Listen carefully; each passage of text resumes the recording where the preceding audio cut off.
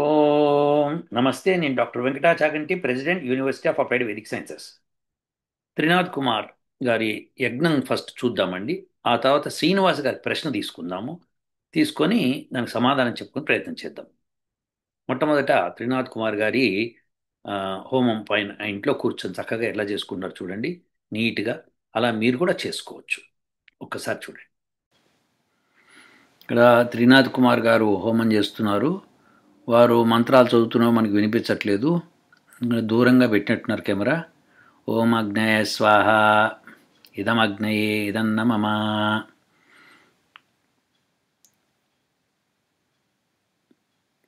అలా చక్కగా హోమం చేసి నమస్కారం చేసుకున్నారు. సో ఇలా మీరు ప్రతిరోజు మీరు కూడా ఇంట్లో ప్రయత్నం చేస్తే బాగుంటుందని విన్నపం. ఓం డాక్టర్ వెంకట చాగంటి గారికి నా నమస్కారములు. నా పేరు శ్రీనివాస్ సార్. వేపరాల గ్రామం, మైలవరం మండలం, జమ్మనమడుగు తాలూకా. సార్, నా ప్రశ్న ఏంటంటే, అవ్యక్త ప్రకృతికి మనసు కలవడం వలన వ్యక్త ప్రకృతి ఏర్పడిందని మీరు చెప్పారు కదా సార్. ఈ మనసు ఎవరిది సార్? చెప్పండి సార్ దయచేసి ప్లీజ్. ఓం. సో శ్రీనివాస్ గారి ప్రశ్న కూడా విన్నారు కదండి. నేను ఇదివరకు వీడియో చేసినప్పుడు చాలా ఏళ్ల క్రితం, కొన్ని సంవత్సరాల క్రితము ఆ, చెప్పాను, మన అందరి మనసులు కలిసిన తర్వాత ఆ ఉమ్మడి మనసుతో మళ్ళీ సృష్టి ఏర్పడుతుందని చెప్పాను నేను. సో వాళ్ళకి సరిగా అర్థమైనట్లేదు. మళ్ళీ ఒకసారి చెప్తాను శ్రీనివాస్ గారు, జాగ్రత్తగా వినండి. ఇది వినే ముందర మనం ఒక భయంకరమైన వార్త చూడాలి. ఆ వార్త చూస్తే మీకు కూడా డౌట్లు వస్తాయి, నాసా వాళ్ళు ఏమంటున్నారు అన్న విషయం. ఒకసారి చూడండి. మీకు ఇదివరకే చెప్పాను, 3I అట్లాస్ అన్నది ఒక పెద్ద కామెట్ లాంటి ఆబ్జెక్ట్ వస్తుంది. అది స్పేస్ షిప్. ఆ కామెట్ ఎవరికి తెలుస్తలేదు. ఆ విషయంలో Harvard scientist warns mysterious comet could be artificial. అది కామెట్ కాదు, అది ఆర్టిఫిషియల్ ఆబ్జెక్ట్ అని చెప్తున్నాడు ఆయన. నాసా హైడింగ్ డేటా అని క్వశ్చన్ మార్క్ పెట్టారు. ఈ వార్తలో వాళ్ళు ఏం చెప్తున్నారో చూడండి ఒకసారి. ఇక్కడ NASA accused of hiding data on mysterious interstellar object. చక్కగా రాశారు వాళ్ళు. అలానే ఇంకొక మాట ఏమన్నారో చూద్దాం. So this comet emits industrial grade metal alloy never seen in nature, scientist stunned. అది ఆ పర్టికులర్ ఆబ్జెక్ట్ ఏదైతే వస్తుందో 3I అట్లాస్ అనేది, అది ఇండస్ట్రియల్ గ్రేడ్ మెటల్ అలాయ్ని అది ఎమిట్ చేస్తుందట. అది నెవర్ సీన్ ఇన్ నేచర్, మనం ప్రకృతిలో ఎప్పుడూ చూడలేదు అటువంటి ఎల్లాయ్ ఒకటి ఎమిట్ చేస్తోంది.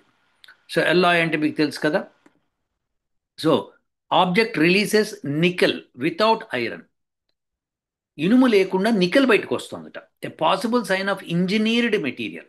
అది ఏదైనా ఇంజనీర్డ్ మెటీరియల్ అయి ఉండాలి, లేకపోతే సాధ్యం కాదు, ప్రకృతిలో అటువంటిది లేదు అని చెప్తున్నారు. సో ఇది ఆ 3I అట్లాస్ గురించి. తర్వాత సేస్ కామెట్ బిహేవియర్, ఈయన లోబ్ ఈయన పేరు. సో ఈయన ప్రొఫెసర్ లోబ్ అనమాట.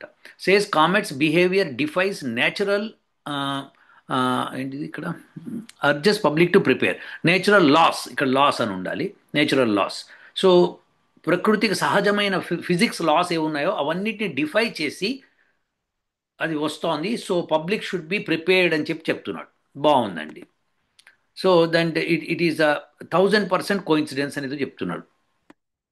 తర్వాత NASA confirms no threat from 3I Atlas, delays data release, fuel speculation. So ఏం ప్రమాదం లేదు నాసా చెప్తూ, కానీ డేటా మటుకు రిలీజ్ చేయట్లేదు. దాంతో స్పెక్యులేషన్ పెరిగిపోయిందనమాట, ఏం జరుగుతుందో అని. సో ఇది వాళ్ళు చెప్తున్నది. ఇది కాకుండా నెక్స్ట్ది న్యూస్, ఇదొకటి ఫైన్ ప్రింట్ అని ఈయన ఒక న్యూస్ చెప్తున్నాడు, ఇది కూడా విందాం. సో ఒక ఆబ్జెక్ట్ సూర్యుడి యొక్క కరోనాలో ఉందట. అది ఎంత సైజు ఉందంటే అబౌట్ 1.6 కిలోమీటర్స్ ఇది చెప్తున్నాడు. చెప్తూ అది అర్త్ మీదకి దూసుకురావచ్చు, వస్తే ఏం జరుగుతుంది అని చెప్తున్నాడు ఇక్కడ. సో ఇది మనం ఒకసారి చదువుదాం ఏం చెప్తున్నాడు. So Earth's killer discovered, 29 October నాడు అది రావచ్చు అని చెప్తున్నాడు. So glare a region no bright is so bright that telescopes on Earth can barely look. So సూర్యుడి యొక్క కాంతిలో విపరీతమైన బ్రిలియన్సీలో ఒక ఆబ్జెక్ట్ ఉంది, అది డిటెక్ట్ చేయడం టెలిస్కోప్ ద్వారా చాలా కష్టం అని చెప్తున్నాడు. చెప్తూ ఇంకేం చెప్పాడు? Asteroid estimated to be nearly 1.5 kilometres wide moves through a hidden corridor. So అది ఒక ఆస్ట్రాయిడ్ 1.5 కిలోమీటర్స్ ఉందంట దాని విడ్త్. అది ఈ సూర్యుడి యొక్క కాంతిలో సూర్యుడి దగ్గరలో ఉంది. ఆ కాంతిలో అది తిరుగుతోంది, మనకు కనిపించట్లేదు. అది అర్త్ మీదకి దూసుకురావచ్చు. ఇంకేమంటున్నాడంటే ఇన్సైడ్ ద సచ్ ఇగో ఇక్కడ ఇక్కడ చూడండి, ఇది సన్ మధ్యలో ఇక్కడ ఉంది, ఇలా తిరుగుతోంది. అది 178 డేస్ ఏదో ఉంది దాని యొక్క రొటేషన్ అరౌండ్ ది సన్. అది అర్త్కి దగ్గరగా వస్తుంది. ఇప్పుడు ఇది వీనస్, ఇది ఇక్కడేమో ఇది వీనస్ ఇక్కడ తిరుగుతోంది, మార్స్ ఇక్కడ ఉంది, అర్త్ ఇక్కడ, ఇది అర్త్, ఇది బ్లూ కలర్ అర్త్, మార్స్ ఇక్కడ ఉంది. సో వీనస్ సన్కి దగ్గరలో ఉన్నది వీనస్ చూపిస్తున్నాడు. అర్త్ ఏమో బ్లూ కలర్లో, మార్స్ ఏమో కొద్దిగా ఆరెంజిష్ రెడ్ కలర్లో ఉంది. బుధుడిని చూపించట్లేదు, ఎనీహౌ అది ఇంకా లోపలికి ఉంటుంది. సో ఆ, ఈ ఆస్ట్రాయిడ్ అంత దగ్గరగా తిరుగుతోంది. 178 డేస్ 153 డేస్ ఏదో చెప్పాడు. సో ఆ స్పీడ్తో వెళ్తోంది సన్ చుట్టూ. అది ఎప్పుడన్నా అర్త్ మీదకి దూసుకురావచ్చు. తర్వాత ఇంకేం చెప్తున్నాడు? The shadow of the sun killer. Okay, ఇది కాదు ఆ, అది sunlight and collapsing agriculture experts. ఇంకా ఏమంటున్నాడంటే, ఒక్కసారి ఇది భూమి మీద పడింది అంటే, ఇంకా ఏం చెప్పాడంటే, భూమి మీద పడింది అంటే బిలియన్స్ ఆఫ్ పీపుల్ చచ్చిపోతారు. బిలియన్స్. ఇప్పుడు ఉన్నదే అంత మనకి 8 బిలియన్ పీపుల్ ఉన్న మొత్తం population. Billions of people wipe out అయిపోతారు. ఇది నాసా భయపెడతాం, ఇది నాసా చెప్తాం. అది కనుక అర్త్ మీద పడితే. అంతేకాకుండా సునామీ వస్తుంది. ఎట్లా వస్తుందంటే, సముద్రపు అలలు 1000 అడుగుల పైన లేస్తాయి. మనకి 17-20 అడుగులు లేస్తేనే మొత్తం సిటీ సిటీ వైప్ అవుతుంది.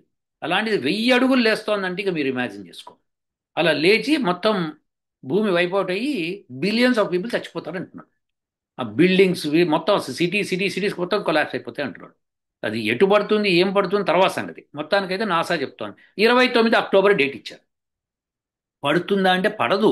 కానీ 29 అక్టోబర్ మనం చూడవలసింది ఏంటంటే 3i అట్లాస్ ఒకటి, ప్లస్ ఈ నాసా వాళ్ళు చెప్పే ఆబ్జెక్ట్, ఈ రెండు. నాసా ఏమో 3i ఆబ్జెక్ట్ నుంచి అసలు మనకు భయం లేదండి అంటుంది. లోపేమో మనం భయపడాల్సి ఉంది. 29 అక్టోబర్న కరెక్ట్గా సన్కి వెనకాలకు వెళ్తుంది, అప్పుడు ఏదో జరగబోతోంది. మన అర్త్ మీద టెలికమ్యూనికేషన్స్ కానీ ఇవి కానీ అవి కానీ ఏవి డిస్ట్రాయ్ చేస్తారో వాళ్ళు మనకు తెలియదు. మొత్తానికి అయితే మనం జాగ్రత్తగా ఉండాలి. నాసా వాళ్ళైతే ఈ ఈ పర్టికులర్ ఆస్ట్రాయిడ్ ఏదైతే తిరుగుతోందో అది అర్త్ మీద పడచ్చు, దానికి మనం ప్రిపేర్ అవ్వాలి, దాన్ని పేల్చేసేయాలి అని గొడవ చేస్తున్నారు. ఇప్పుడు మీరు దేన్ని నమ్ముతారో నమ్మరో అన్నది మీ చేతుల్లో ఉంది. నేను దేన్ని నమ్ముతాను నేను చెప్తా.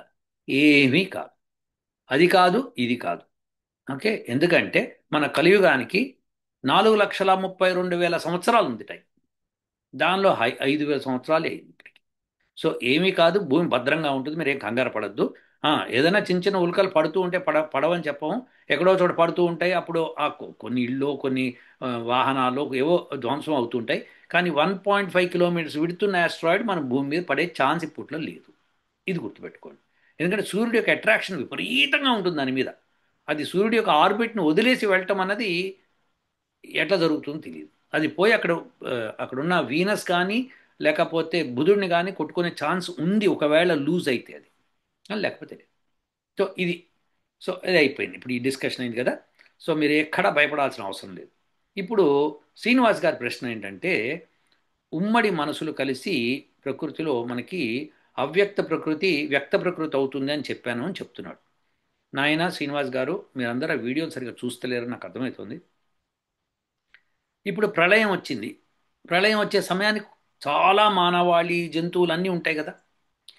సో అవన్నీ కూడా ప్రళయంలో చనిపోయినప్పుడు వాళ్ళ మనసులు అన్నిట్లో కోరికలు ఉంటాయి అప్పటికి.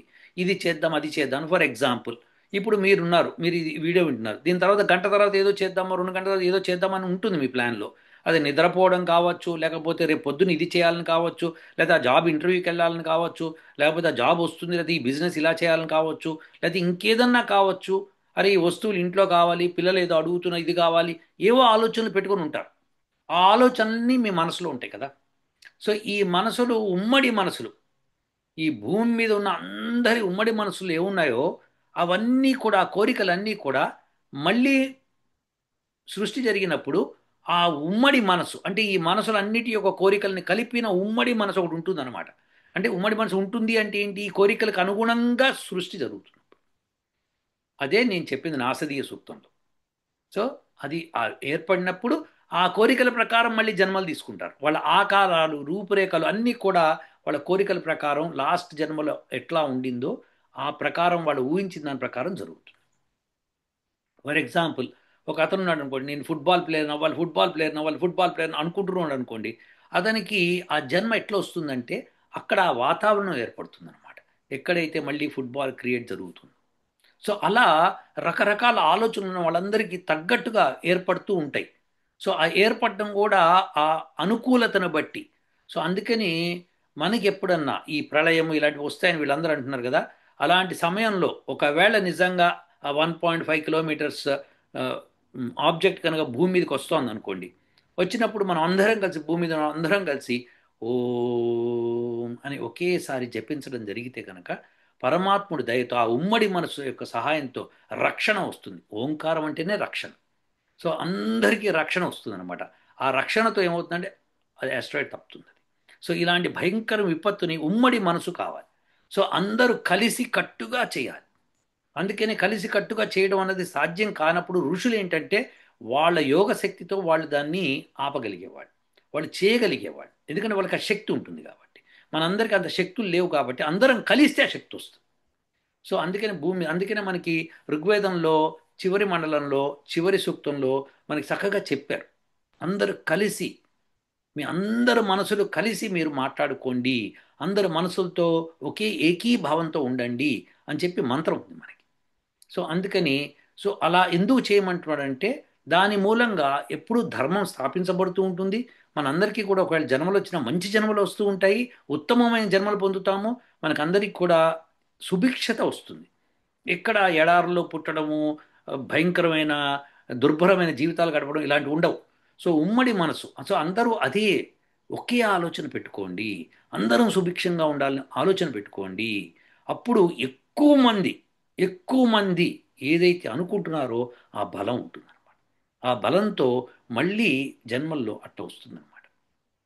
సో మానవుడు తన మనసులో ఉన్నదే తనకి జన్మ ఎట్లన్నా వస్తుంది, ఉమ్మడి జన్మల ప్రకారం వస్తుంది అనమాట. అంటే వాతావరణం ఏర్పడద్దు, ఆ వాతావరణం కావాలి. సో అలా లేకపోతే ఎట్లా? సో అందుకని ఆ ఉమ్మడి మనసులో ఉన్న దాని ప్రకారము సృష్టి జరుగుతుంది అనమాట. సో భూమి ఎలా ఉందో అలానే ఉంటుంది, కానీ ఏ పరిస్థితులు కావాలో ఆ పరిస్థితులు కల్పించబడడం అన్నది మనందరి చేతుల్లో ఉంది. అందుకని మనము పొద్దున్నే లేవగానే ఓం ప్రాతరగ్నిం ప్రాతరింద్రం హవామహే ఈ మంత్రం కోరుకుంటున్నాం మనం పొద్దున్నే రమ్మని. సో ఇలా రోజు అందరూ ఇదే కోరుకుంటున్నారు అనుకోండి, అప్పుడు మనకి ప్రళయం అన్నది ఉండదు. ఎస్, ఎందుకంటే మనం పొద్దున్న మనం రమ్మని చెప్పేస్తున్నాం మనం. సో మన ఉమ్మడి మనసు ఏది ఉంటే అది అవుతుంది అనమాట. కానీ అందరు చేరుగాట్లా. సో అందుకని ఈ వేదం అందరికీ చేరాలి. అందరికీ చేరి అందరూ ఈ కోరిక కోరుకున్నారు అనుకోండి, ప్రళయం అన్నది ఎక్కడి నుంచి వస్తుంది? మనకి రాదు. ఎప్పుడైతే అందుకని వీళ్ళు మన పురాణాల్లో కానీ వాటి ఏం రాస్తారంటే పాపం బాగా పండినప్పుడు ప్రళయం వస్తుందని. అంటే ఏంటంటే ఈ ఈ మంత్రాలు చదవకుండా ఉమ్మడి కట్టుబాట్లు లేకుండా ఉమ్మడి మనసు లేకుండా ప్రవర్తిస్తారో అప్పుడు ప్రళయం తప్పదండి. సో అందుకని మనం అందరం కూడా పరమాత్ముడు చెప్పినట్టు, వేదంలో చెప్పినట్టు అందరం కలిసి భగవంతుని ప్రార్థిద్దాము. అదేవిధంగా మంచి జరగాలని కోరుకుందాం. ఆ మంత్రాల్లో మనం చక్కగా ఎలా మనం ఉండాలి అన్నది కూడా ఉంటుందన్నమాట. సో అందరు అగ్రియబుల్గా ఉంటుంది, అది అందరికీ సుభిక్షత కావాలి, అందరికీ ఐశ్వర్యం కావాలి. సో దేర్ఫోర్ ఐశ్వర్యం అందరూ ఉంది. సో దేర్ఫోర్ మీరు అందరూ కూడా అదే కోరుకోవడానికి ప్రయత్నం చేయండి. సో శ్రీనివాస్ గారు మీకు అర్థమైంది, ఉమ్మడి మనసు అంటే ఒక పెద్ద మనసు ఉంటుంది, ఒక పెద్ద ఆకారం ఉంటుంది అని కాదు అర్థం అక్కడ. మన అందరి మనసుల్లో ఏమేమి ఉన్నాయి అన్నిటినీ కనుక మీరు డేటా కలెక్ట్ చేసి పెట్టారనుకోండి, ఆ డేటా ఎలా ఉంటుందో ఆ డేటా ప్రకారం జరుగుతుంది అనమాట. ఇది వెరీ ఇంపార్టెంట్ అండి. సో అది దానికి అనుకూలంగా సానుకూలతగా ప్రకృతి ఏర్పడుతూ ఉంటుంది అనమాట.